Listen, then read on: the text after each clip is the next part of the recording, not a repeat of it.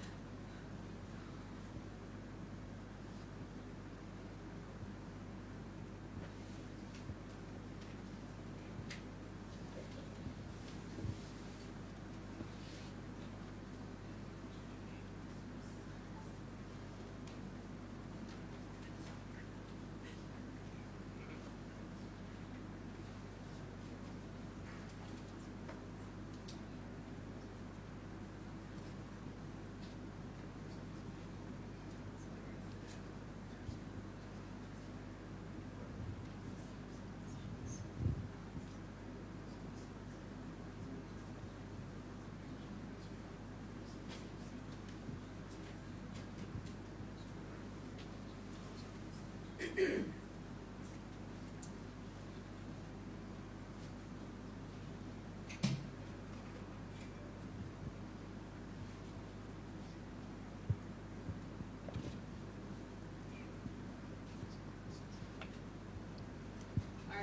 think I led you a little astray. I think we have a few more minutes. We're just trying to build the anticipation for you.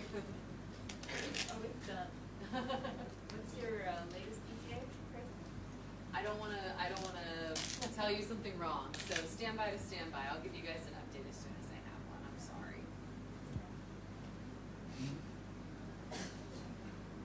You guys can talk.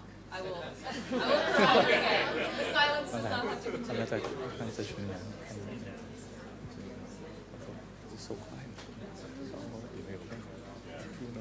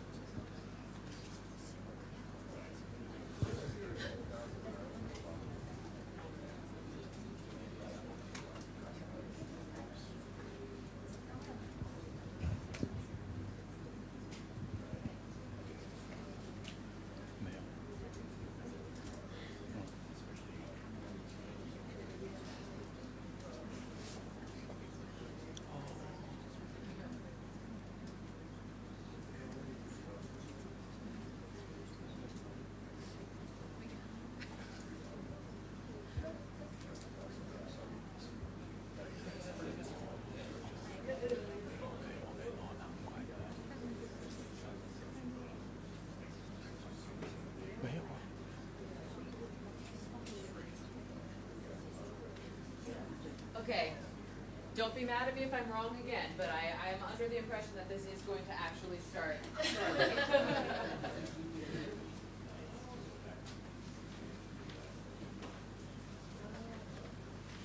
看见吗？ Okay.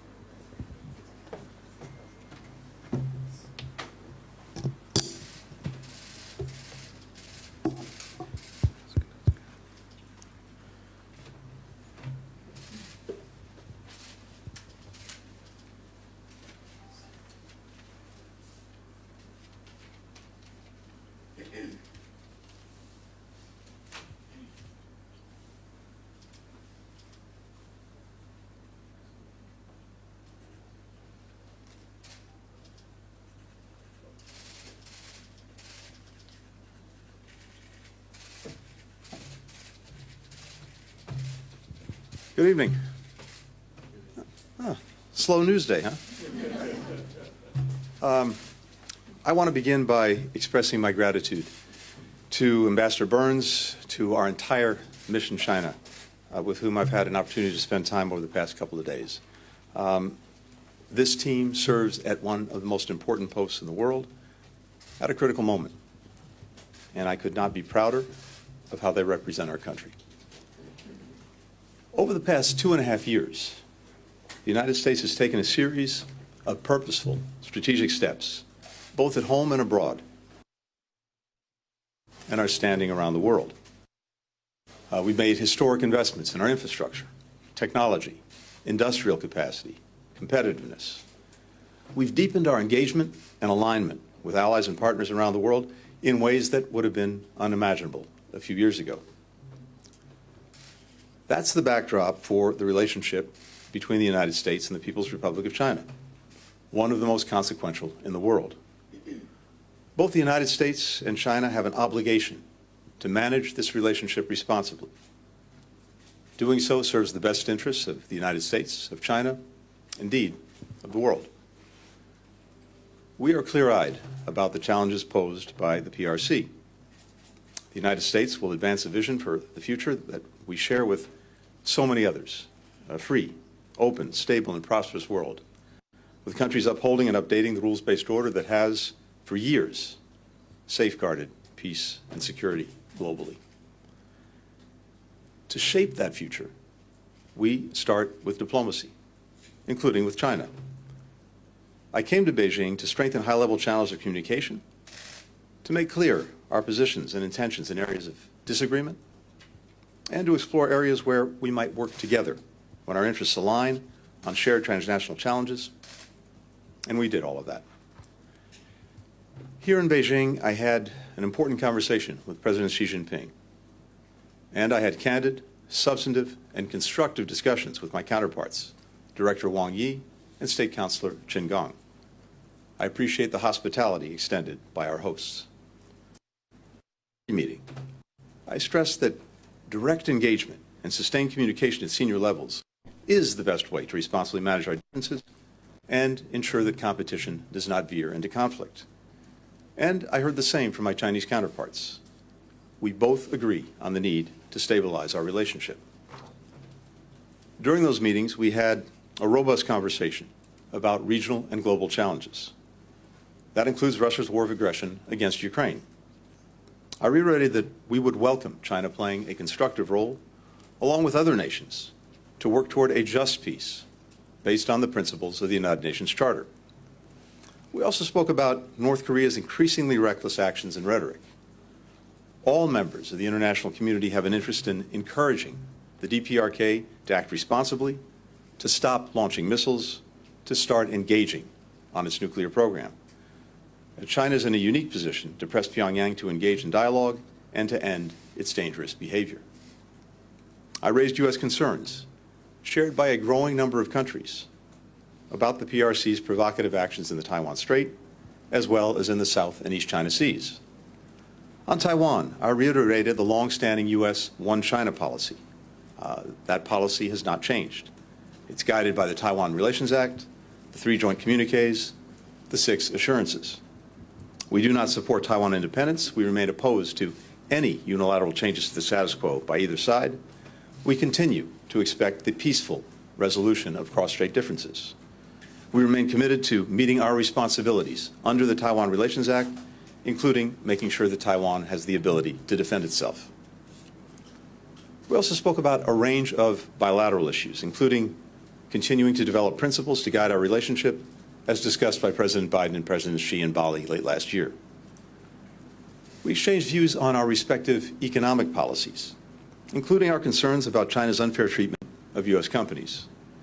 During my meeting today with U.S. business leaders who are operating in China, I heard about the problems that U.S. businesses are facing, including recent punitive actions against American firms. I also heard that U.S. companies want to continue, and indeed grow their businesses here. And so, in my meetings, I sought to clarify any misperceptions or misunderstandings about our approach.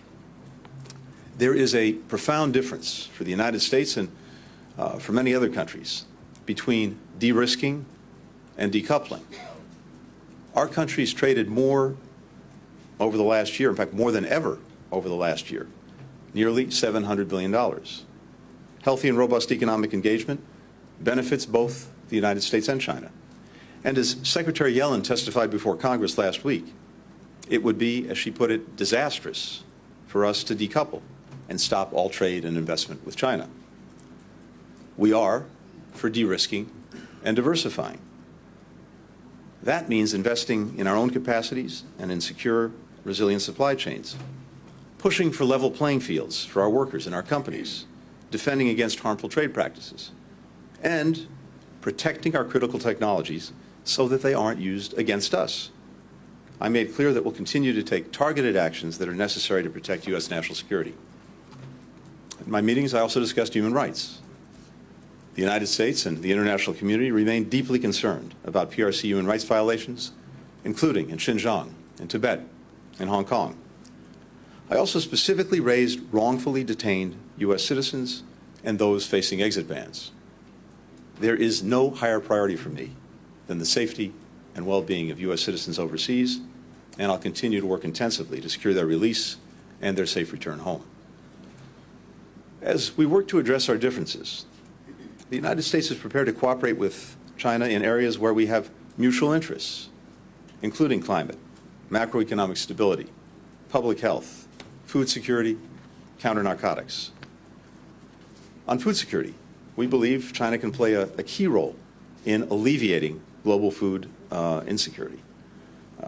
I underscored the importance of supporting a long-term expansion of the Black Sea Grain Initiative, which has facilitated the export of almost 32 million tons of grain from Ukraine, with approximately 18 million tons going to developing countries.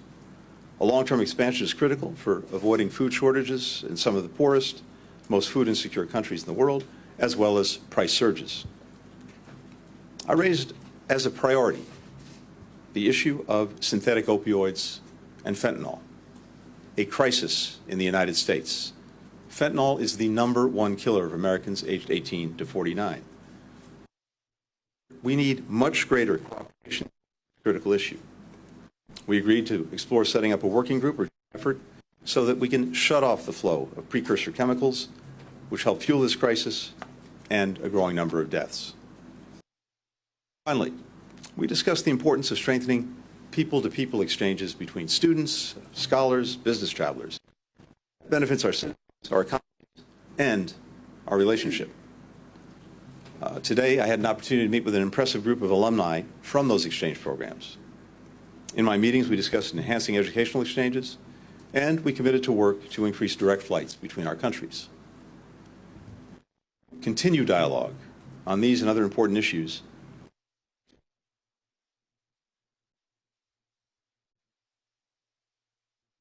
visits by Chinese officials to the United States. To that end, I invited State Counselor and Foreign Minister Qin Gang to visit Washington, and he agreed to come at a mutually suitable time. A little later this evening, I leave for London to attend the Ukraine Recovery Conference, and I'll also have an opportunity there to brief allies and partners on this visit and to continue to strengthen our alignment. We have no illusions about the challenges of managing this relationship. There are many issues on which we profoundly, even vehemently, disagree. We will always take the best course of action to advance the interests of the American people. But the United States has a long history of successfully managing complicated, consequential relationships through diplomacy.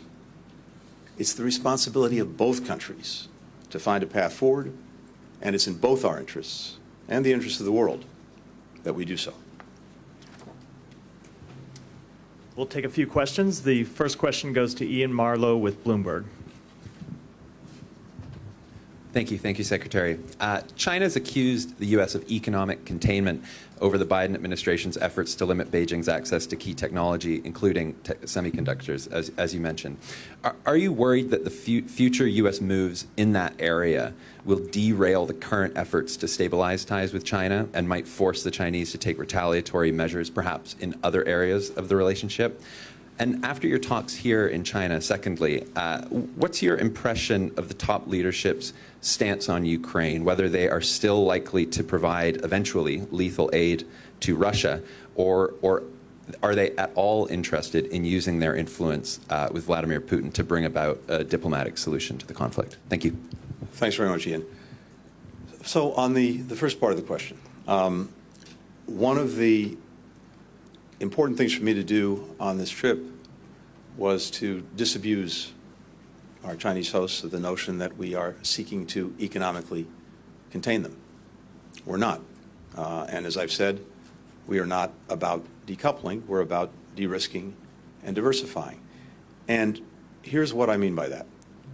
First, when it comes to decoupling or economic containment, I think the facts simply belie that proposition. As I mentioned, our trade relationship reached the highest number that it's ever hit last year, about $700 billion in trade. American foreign direct investment in China has reached levels that we haven't seen since 2014.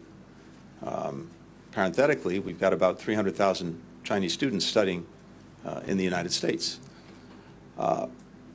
We have many American companies that I met with, or at least their representatives here, including the Chamber of Commerce, that continue to be very interested to do business here, and it's profoundly in our interest.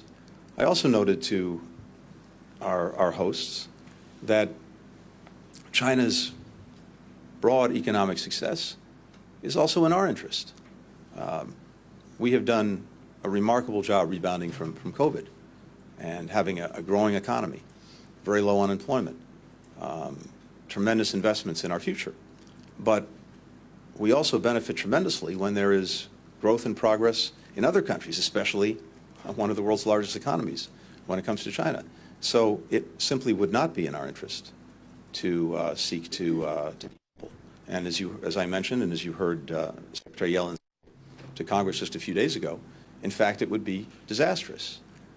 However, what is clearly in our interest is making sure that certain specific technologies that China may be using to, for example, advance its very opaque nuclear weapons program, to build hypersonic missiles, to use technology that may have repressive purposes. It's not in our interest to provide that technology to China. And I've also made that very clear. So the actions that we're taking, that we've already taken, and that we'll continue to take, are narrowly focused, carefully tailored to advance and protect our national security. And I think that's a very important distinction. Now, we're also not the only ones doing that. In fact, the phrase of the day, de-risk, not decouple, was actually put forward by the President of the European Commission, Ursula von der Leyen. And it reflects very well the approach that many countries are taking, both because of the importance of sustaining economic relations, trade and investment with China, but also because of concerns about some of the things that China is doing with the technology that's getting to them. So I spent some time making sure that we were very clear about what we're doing as well as what we're not doing. With regard to lethal aid to Russia for use in Ukraine, we and other countries have received assurances from China that it is not and will not provide lethal assistance to Russia for use in Ukraine. We appreciate that, and we have not seen anything that contradicts that. What we do have ongoing concerns about, though, are Chinese firms, companies, that may be providing technology that Russia can use to advance its aggression in Ukraine. The Chinese government to be very vigilant about that. The next question goes to Marcelo Ninio with O Globo. Thank you. I have a question about the BRICS countries, Brazil, Russia, India, China, South Africa. And the last year, China has been giving special importance to the BRICS. And even though The government says it's not an anti-China, anti-US bloc. Many people see it this way. The last development gave some reasons for people to think like that. There was claims from the US that South Africa is giving weapons to Russia. China wants to expand the BRICS. There's almost 20 countries already lining up to join the BRICS, mostly from Global South. And my president, President Lula, here in China said that, criticized very strongly the dominance of the dollar in the world economy. So my question is, how does the US government see the BRICS? Does it see it as a China-led challenge to the West and to the United States? Thank you. Well, first, as a general proposition, we have long stood for the proposition that countries should be able to freely associate with other countries in any groupings that they want. It's something that we stand very strongly for and have defended for a long, long time. When it comes to the BRICS, we're deeply engaged with its leading members. In fact, this week, Prime Minister Modi of India will be in Washington for a state visit. And of course, we welcomed President Lula to Washington several months ago, where he had a very productive and constructive meeting with President Biden. So we're engaged across the board with members of the BRICS, and we'll continue to do that. For the next question, Nike Ching with Voice of America.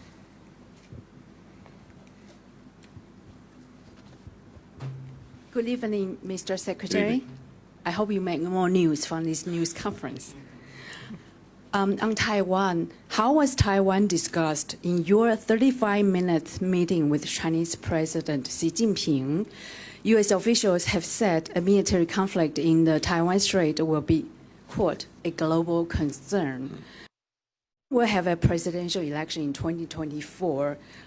Should a democratic election be a pretext to any military escalation in the Taiwan Strait? How do you respond to China's position that Taiwan is an internal issue that is not an American concern, and upon which there is no room for compromise? Thank you. 谢谢. Thank you. From the very beginning of our normalization of relations with China, going back to the 3 communiques many years ago, fundamental to us in that is the understanding that any differences regarding Taiwan will be resolved peacefully. That is foundational to how we understand our relationship. And for the past almost 5 decades, this is an issue that China and the United States have managed responsibly. We remain committed to our One China policy with the 3 communiques, the Taiwan Relations Act, the 6 assurances. We do not support Taiwan's independence. We've made clear that we oppose any unilateral changes to the status quo by either side. We've been clear and consistent in our policy, and it's very important that we preserve the status quo that has helped maintain peace and stability across the strait for decades. So I reiterated that to our Chinese counterparts. President Biden has also made that repeatedly clear in his engagements with China. At the same time, we and many others have deep concerns about some of the provocative actions that China's taken in recent years, going back to 2016. And the reason that this is a concern for so many countries, not just the United States, is that were there to be a crisis over Taiwan, the likelihood is that that would produce an economic crisis that could affect quite literally the entire world. 50% of commercial container traffic goes through the Taiwan Strait every day. 70% of semiconductors are manufactured on Taiwan. If, as a result of a crisis, that was taken offline, it would have dramatic consequences for virtually every country around the world, which is, again, why there's been rising concern about some of the provocative actions that China's taken. I also made that very clear. President Biden believes strongly that one of the successful aspects of our relationship with China going back 5 decades has been the responsible management of the Taiwan question. We continue to believe that that's essential. Next question goes to Ni Xiaowen with Phoenix TV. Thank you, Mr. Secretary. I'm from Phoenix TV. We know for some time now the United States have been pushing dialogue with China. But at the same time, we saw the United States has included some Chinese companies to its entity list, restricted chips exports to China, and plan to limit investment in high-tech sector. And China believes that the United States is both seeking dialogue and at the same time containing China. So I want to ask, how will U.S. address these concerns and to show sincerity, to communicate? Thank you. Well, as I noted, this was actually an important part of the conversations that we had. And as I suggested to our colleague a few minutes ago, it was important to me that we make clear the very clear difference between allegations that we're trying to contain China and decouple economically, as opposed to what we're actually doing, which is, as I've said, de-risking and also diversifying when it comes to our supply chains. As I mentioned, the economic relationship with China is vitally important, and also, when it's fair, a very positive thing for countries around the world. And at a time when countries are trying to rebound from COVID, something the United States has done very successfully, we want to see growth, we want to see success in every part of the world, including, of course, in the major economies like China. It's in our interest. But at the same time, as I said, it's not in our interest to provide technology to China that could be used against us. And at a time when it's engaged in a buildup of its nuclear weapons program in a very opaque way, when it's producing hypersonic missiles, when it's using technology for repressive purposes against its own people, how is it in our interest to provide those specific technologies to China? And other countries feel the same way. So what this is about, again, is not trying to cut off, eliminate, hinder economic relations.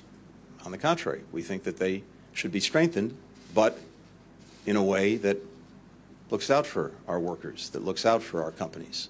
And I heard many concerns about that today. But at the same time, we can, we will, and we must take steps necessary to protect our national security. If the shoe were on the other foot, I have no doubt that China would do exactly the same thing. And the final question goes to Kylie Atwood with CNN. Thanks, Secretary Blinken. I just want to follow up on one comment you made earlier, and then I have 2 questions in classic fashion here. You said that you have received assurances, well, you said the United States has received assurances from China that they will not provide lethal aid to Russia. Were those assurances specifically made to you today? And do you believe that is a final decision on behalf of Chinese leadership, given the U.S. has said that they are considering providing lethal aid to Russia in the past? My second question, did your Chinese counterparts agree to set up a crisis communications channel or military-to-military channel of communications that both sides could reliably use? If they agreed to it, when will those channels be set up? And then generally, can you say that U.S.-China relations are in a better place today than they were before your visit? Thanks.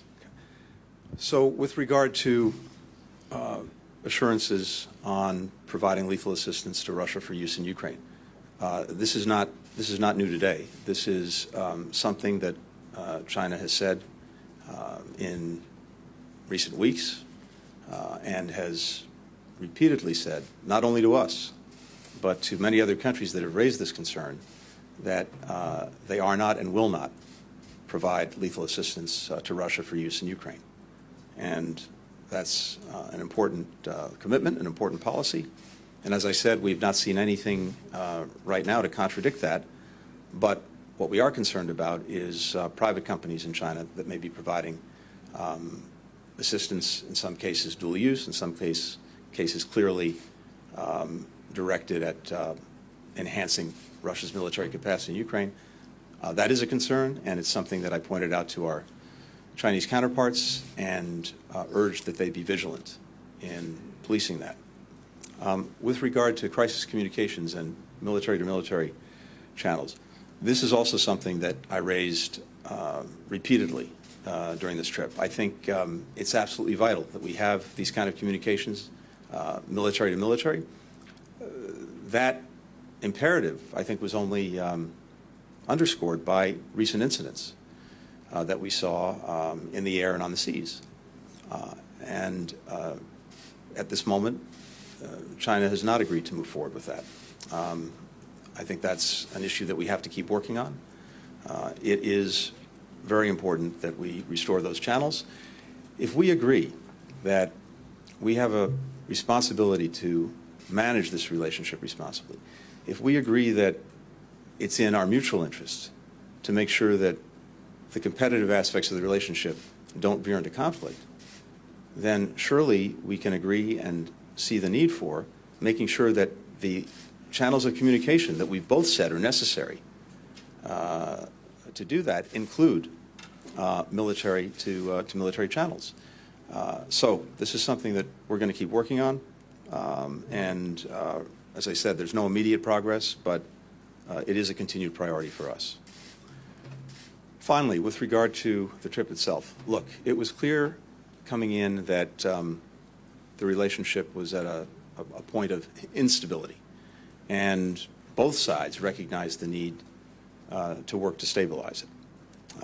And specifically, we believe that it's important to, as I said, establish better lines of communication, open channels of communication, both to address misperceptions, miscalculations, to ensure that that competition doesn't veer into conflict. And we were able, not only today and yesterday, to move back to those kinds of communications, but also I think we can anticipate in the weeks ahead visits by other senior officials, Chinese officials coming to the United States for that purpose. Second, it was important to use this visit for purposes of stabilizing the relationship, to be able to directly raise, face-to-face, issues of concern, places where we have profound differences. Those disagreements are pretty well known. They're bilateral challenges, they're global issues, regional security issues, values, human rights. And we did, in great detail and at some length, raise them, discuss them, and that is also beneficial to make sure that we have clarity between us on these differences, clarity on intent. Finally, this was an opportunity to explore areas where we might cooperate in the interests of our own people, in the interests of people around the world, on climate, on global economic stability, on global health, on fentanyl, as I mentioned, on exchanges actually between our people. So I think in terms of those objectives that we set for this trip, establishing open communications channels, directly raising issues of concern, exploring cooperation in places where it's in our mutual interest to do so. We did all of that on this trip, but progress is hard. It takes time, and it's not the product of one visit, one trip, one conversation. My hope and expectation is we will have better communications, better engagement going forward. That's certainly not going to solve every problem between us, far from it. But it is critical to doing what we both agree is necessary, and that is responsibly managing the relationship. It's in the interest of the United States to do that. It's in the interest of China to do that. It's in the interest of the world. And I think we took a positive step in that direction over the last 2 days. Thank you. Thank you.